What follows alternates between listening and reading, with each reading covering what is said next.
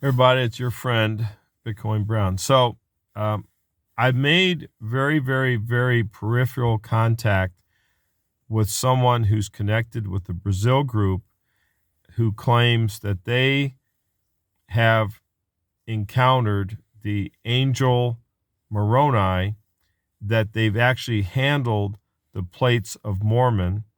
So I've made contact with, and this is very, very, very peripheral contact, but they did message me. Okay. Now, I'm not 100%. I know who this person is. I'm not going to say their name here.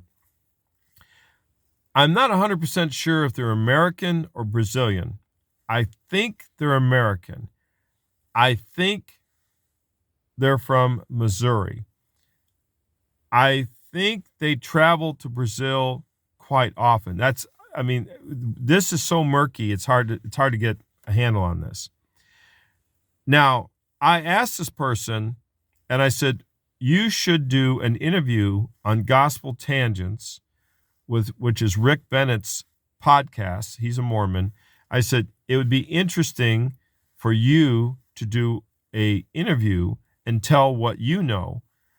Now, it's female, countered back saying, well, the three people who actually encountered Moroni would be better. But I think that Mauricio Berger and the three witnesses, I think they only speak Portuguese, but I don't know because I have no contact with them. But Rick Bennett said that the prophet who encountered the angel Raphael and the angel Moroni only speaks Portuguese. He's of German ancestry, but he's Brazilian. He lives in Brazil, and he speaks only Portuguese. He does not speak English. And the late Dr. John Pratt said, who speaks Portuguese, also said he only speaks Portuguese. Okay, well, with Google Translate, that shouldn't be a problem. Okay, I pointed that out, but no one wants to listen. So I asked this lady. Now I have to be careful. I don't want to be, you have to be very, very, when you're dealing with these people, you have to be very, very, very careful not to offend them or chase them off or think that, you're trying to debunk them because they'll never talk to you again.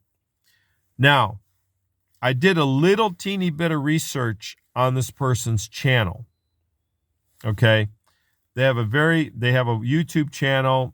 There's really nothing on it, but I did go through their playlist. Now, this isn't like I'm trying to spy on the person, but I just was curious, like, hey, what are you interested in? And the person is interested in UFOs. Okay. Now, my position on all of this, that we're probably encountering some type of alien tech. All right. Now, that doesn't invalidate anything. That just means it's a reinterpretation of your metaphysics, of your foundational metaphysics of all this, that this is some type of alien tech. I believe that the Brazilian group, like Joseph Smith, have encountered some type of alien encounter. And I think there's a connection to the 1980s Rendlesham Forest incident. Here's why. Joseph Smith encounters an angel.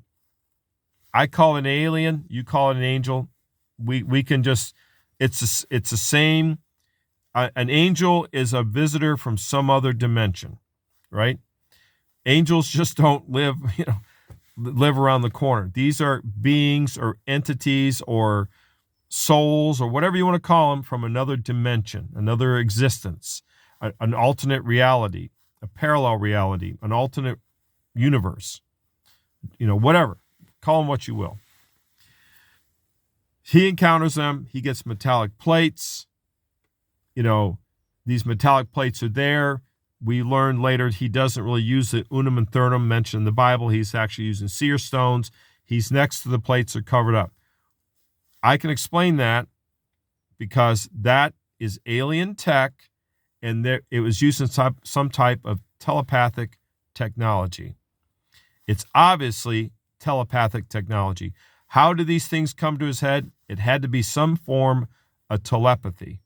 Telepathy does exist. There's cases where the CIA can actually beam messages into your head. They can do it. So telepathy is not that far stretch. Having a metallic object that somehow can radiate, reflect, transmit telepathy is not outside the realm of possibility. Meanwhile, Mauricio Berger and everyone, they encounter this same alien or different one, gives them these plates and starts communing with them through these plates. Again, some type of telepathic technology. Meanwhile, in 1980, in Rendlesham, in the UK, the U.S. Air Force encounters these floating drones. The Rendlesham Forest incident is pretty unassailable. The U.S. Air Force encountered some type of floating drones, metallic, with writing on them. Does that ring a distant bell? And they actually handled it. There were several airmen, U.S. airmen, who actually handled it, and they could feel the metal, and they had writing on it. You see why I think there's a connection between Rendlesham, Joseph Smith, and Mauricio Berger. And we're dealing with a superposition in time. What I mean by that is that time, the positional superposition of time, we have an existence of a communication system, probably telepathic, that is working in the 1820s, working in the 2020s, and working in the 1980s simultaneously. Something like that is going on with this tech. So that's why, I take a very stand. I don't try to put my views on these people. I just want them to tell me what they know.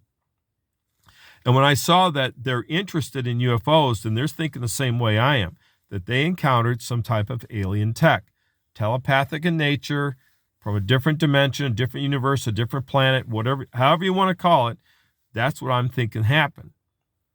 And this superpositional time thing is what's going on here. Now, I know this sounds crazy, but I don't think it really is. I think we're dealing with some type of somehow this tech is stretching across time from Joseph Smith, probably other events in the past, to the 1980s, to now, to the future. It's some type of network through time, and they're able to telepathically communicate. And humans, when they encounter this tech, they tend to are communicated with some type of metaphor, and we interpret it basically in a spiritual context. That's how we communicate with this civilization. Now, none of this invalidates anything. It's just that that's my theory of what these people encountered in Brazil, what Joseph Smith encountered, and what the Air Force encountered in Rendlesham.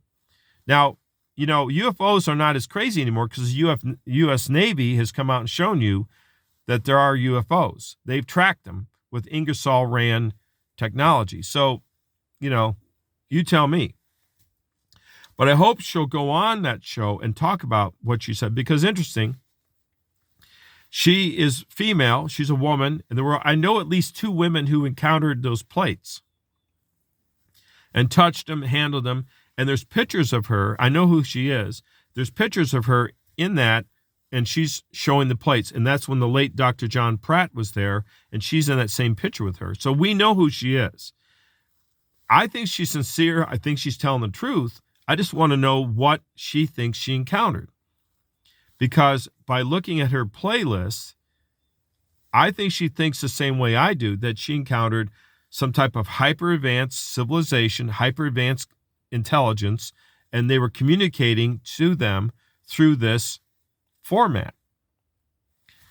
Anyway, that's an update on what happened. So I have encountered one of them. I've talked to them, messaged them very peripherally. I'm trying not to scare them off. I'm trying to stand back. But if you've been watching my Facebook, that's what I'm talking about. So this is one of the people who has handled the plates that they claim is the Book of Mormon plates that Joseph Smith had. They claim they're made out of probably 18 karat gold.